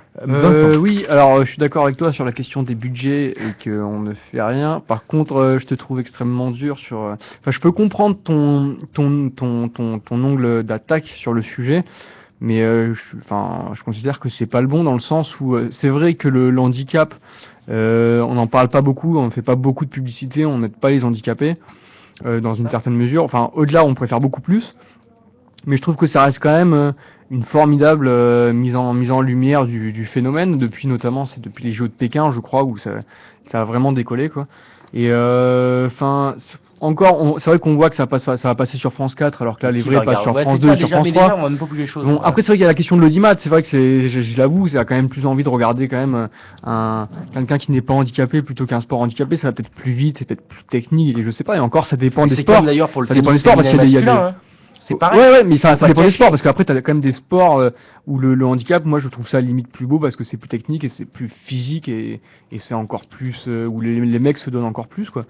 Et donc je peux comprendre ton angle de vue, mais d'un autre côté je me dis que si ça on le passait pas à la télé, alors du coup on passerait plus rien sur le handicap et ça serait encore plus mis sous le tapis quoi. Et je pense, je suis content qu'on profite d'occasions comme ça justement pour parler de cette cause, même si je suis d'accord que après, c'est vrai qu'à côté de ça il y a rien qui est fait.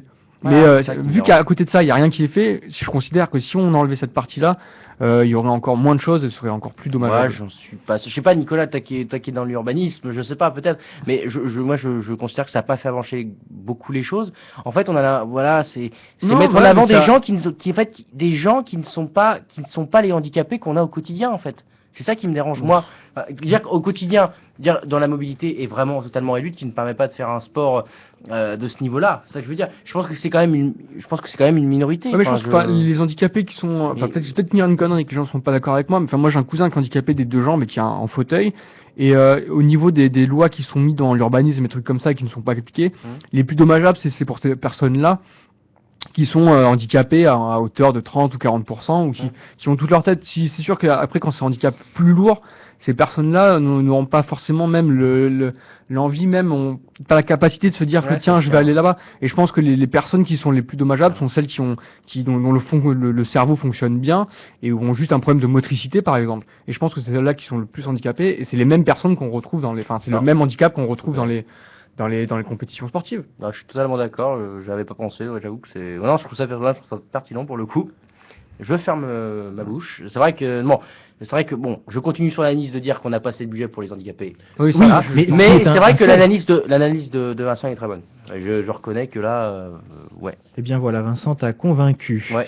Nous parlions de sport à travers les Jeux Olympiques et nous allons avoir maintenant très rapidement une autre chose. Le président qui vient de rentrer. Oh là là, nous sommes très sérieux. Non, ce n'est pas Vladimir Poutine ni François Hollande, c'est le président de la radio. Je crois qu'il vient chercher la cotisation de Vincent. Putain, je pensais à ça, je te dis vas-y ferme-la, ça l'est. Et je voulais juste vous annoncer, voilà, on va y arriver quand même. Même nous, on est nuls dans nos commentaires sportifs. Vous voyez, on peut pas se permettre de critiquer Patrick Montel tellement nous-mêmes, nous n'y arrivons pas. Non, pour vous annoncer qu'Alizé Cornet au tournoi de Dubaï a battu Serena Williams 6-4, 6-4. Voilà pour l'information sportive. Voilà, tout à fait autre chose puisqu'on était sur les Jeux Olympiques et qu'on passe au tennis. Mais voilà, c'est vrai que on peut signaler cette performance. Mais voilà, ça arrive pas souvent, donc on va... mais remarquez que les commentateurs sportifs français sont beaucoup critiqués effectivement pour ce côté cocorico, pour ce côté dans tous les sports, je crois que pour le foot et tout, il y a une remise en cause. Peut-on je sais pas. Moi, quand je suis devant ma télévision français que je suis et regardant France Télévisions, personnellement, je veux dire, je suis pour les Français, je suis pas pour les autres. Ouais, non, mais on prend non, je suis d'accord avec là-dessus, mais j'ai l'impression que les gens qui font ça et qui recrutent prennent les gens pour des cons et ont tendance à leur mettre des cons qui sont encore plus limités que les spectateurs. Donc au final, c'est un cercle vicieux encore plus. Arrêtez de prendre les gens pour des cons. Je veux dire, les gens ont un droit à un minimum de respect. Ils payent une taxe sur, je sais plus comment ça s'appelle, quoi, mais la redevance télé, voilà, donc qui a plus de 100 euros. Déjà qu'on nous met des jeux de merde, on pourrait nous mettre au moins des sports intéressants. Enfin, au-delà du sport intéressant, des commentateurs habilités, quoi. Alors je vais vous poser une question parce qu'elle est effectivement en vogue depuis plusieurs années maintenant. On le sait, France Télévisions et notamment son directeur des sports, Daniel Bilalian, aimerait avoir sa chaîne des sports. Et est-ce que ce serait pas une bonne idée d'avoir une chaîne des sports à l'inverse de Bein, qui est une chaîne payante, purement privée, une chaîne nationale, publique, qui serait une chaîne pour les sports par exemple. Alors évidemment, il faudrait peut-être retirer certains commentateurs actuels du service de sport de France Télévisions, mais est-ce que ça pourrait pas être une bonne idée pour avoir du sport gratuit à la télévision ? Mais les sports, déjà les redevances pour les séances de sport ou autres matchs, etc., c'est déjà la bataille, déjà d'une. Canal+ en a bouffé pas mal, Bing en a bouffé. Enfin, après, le problème, c'est qu'après, les organismes privés, c'est ceux qui ont aussi le plus de moyens. Qui font partie des gens qui ont le plus de moyens. Et si on fait une autre chaîne comme ça, il va y avoir encore plus de batailles, donc les prix vont encore plus augmenter. Ça sera encore le privé qui va encore avoir les moyens de... les meilleures affiches, en tout cas. Encore les meilleures affiches.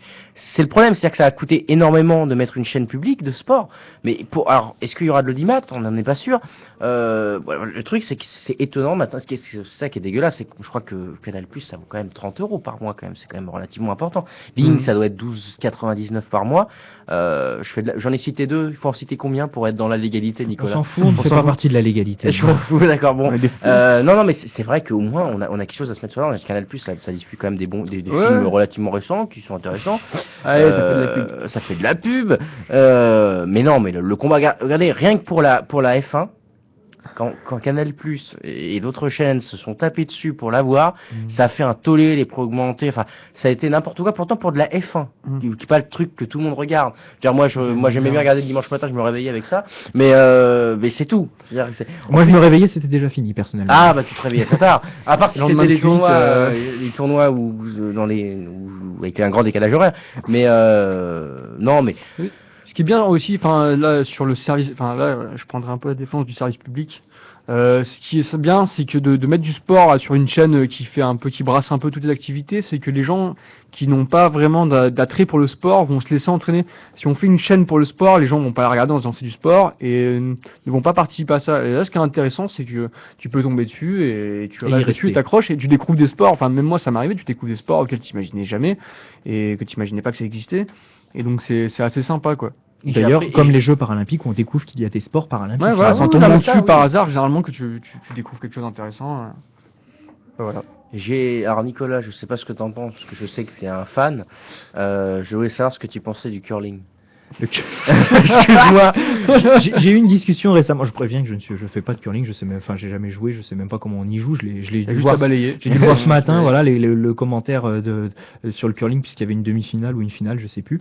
Et effectivement, mais on avait une discussion l'autre jour avec des personnes en se disant que aujourd'hui c'est le bon filon. Si vous voulez faire du sport à l'international, prenez un sport où il y a personne parce que vous êtes sûr d'être dans l'équipe nationale et d'aller faire les Jeux Olympiques. Voilà. On est 180 à en faire du curling. Oui, entre 180 et 300, enfin ils savent pas, mais pourquoi tu te mets dedans? Ce que tu dis t'as dit nous là. Oui, je fais du curling. C'est toujours honte de faire du curling. Tiens, et petite colle, savez-vous où sont produites toutes les pierres du curling?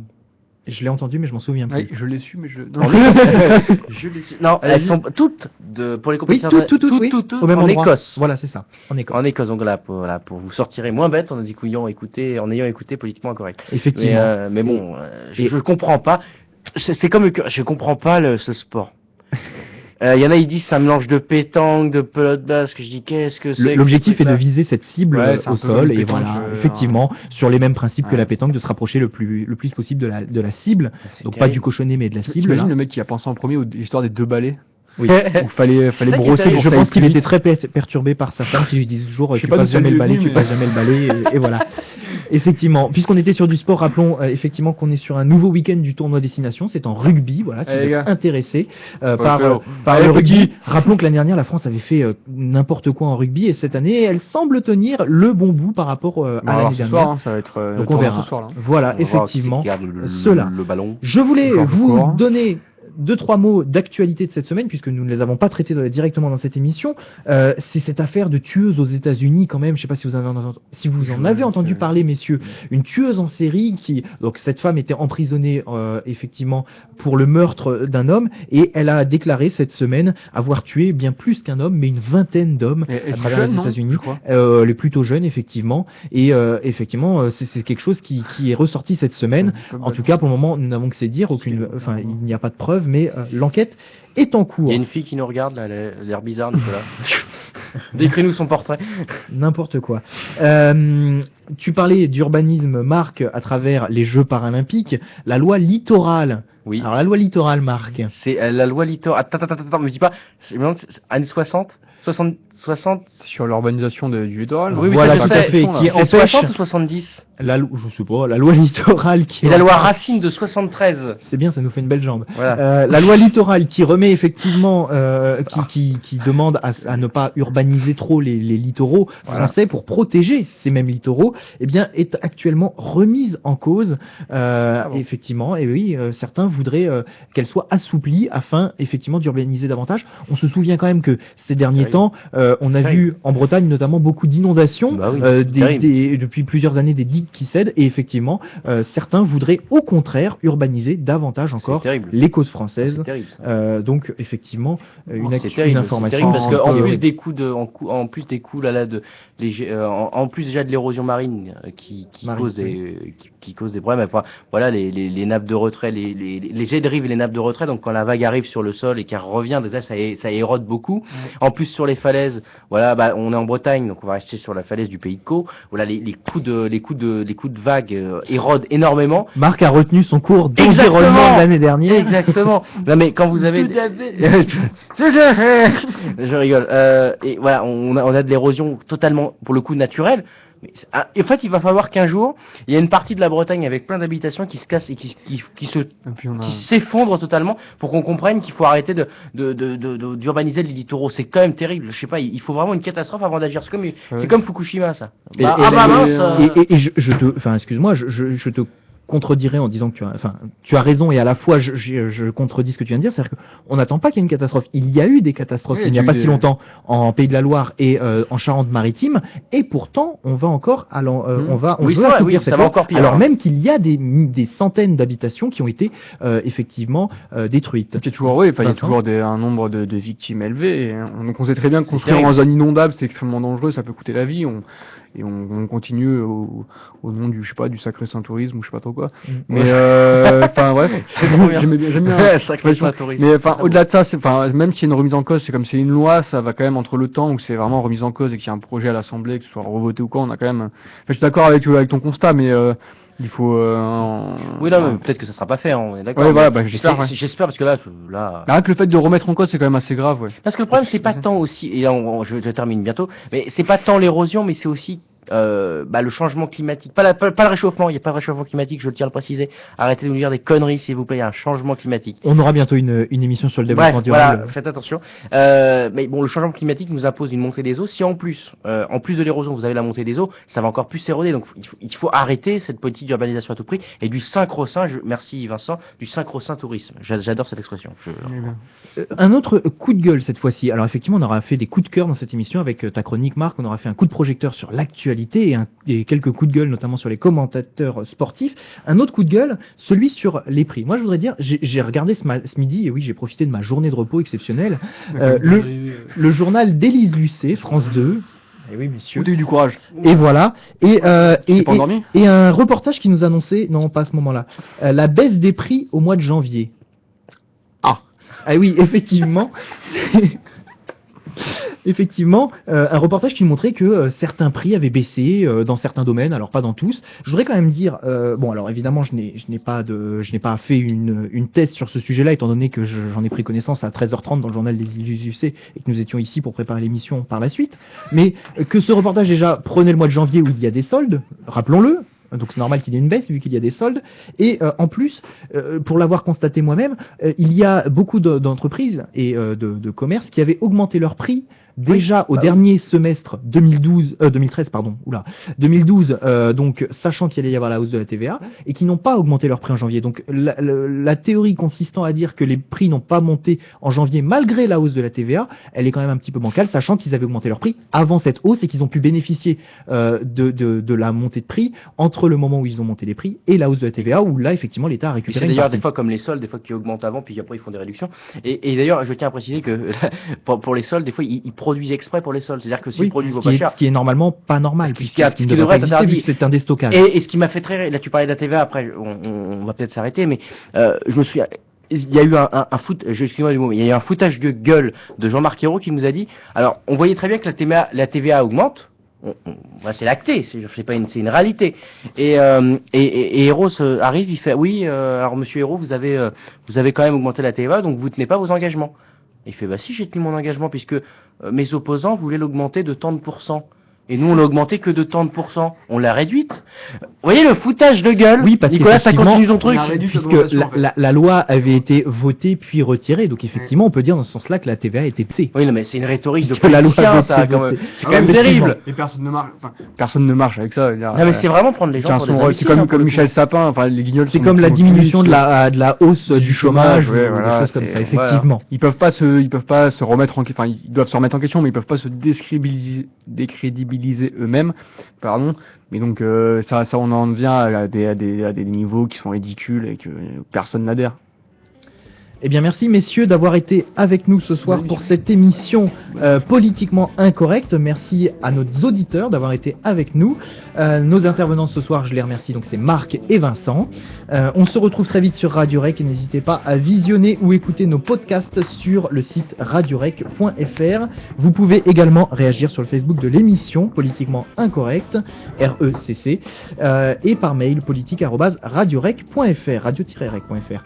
Les Rec Awards, vous le savez, Marc, les Rec Awards, tu y as participé l'année dernière au jury de cette compétition musicale. Tout à fait. Nous rappelons que les votes sont ouverts pour en vue de la finale du 12 avril 2014. Rendez-vous sur le site internet de l'émission pour en savoir plus et pour tout savoir sur cette compétition sportive, pas sportive d'ailleurs, compétition musicale plutôt.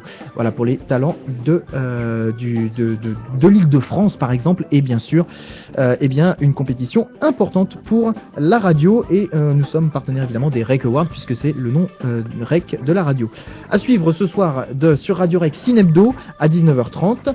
Nous vous souhaitons une bonne soirée et à bientôt, et on se quitte avec effectivement un florilège des commentaires du patinage, avec la présence de Philippe Candeloro et de Nelson Montfort sur le traitement de ce patinage dont nous avons parlé il y a quelques instants dans cette émission. Voilà, merci beaucoup, bonne soirée, à bientôt. Beaucoup de charme, hein, Valentina, un petit peu comme Monica Bellucci. Serveur d'être bien habillée, elle est assez féline, hein. Peut-être un petit peu moins de poitrine, mais bon. En tous les cas, voilà, je connais plus d'un anaconda qui aimerait bien venir l'embêter un petit peu, cette jeune Cléopâtre canadienne. Le type qui est responsable des costumes au patinage artistique, faut lui donner la mort. Ce faux départ nous permet d'admirer le visage et un petit peu la plastique des concurrentes. Christelle, vous pourriez lui dire que c'est pas la seule à être excitée, hein. Elle a un joli sourire, cette patineuse. Elle est charmante, elle est très sympa. Ah la vache. Ouais, c'est pas un sport, je veux dire, de fille à fille, puisque les femmes y participent également. J'avais fait une petite allusion d'ailleurs à son joli petit postérieur. Vous avez valu un petit peu le zapping à l'époque.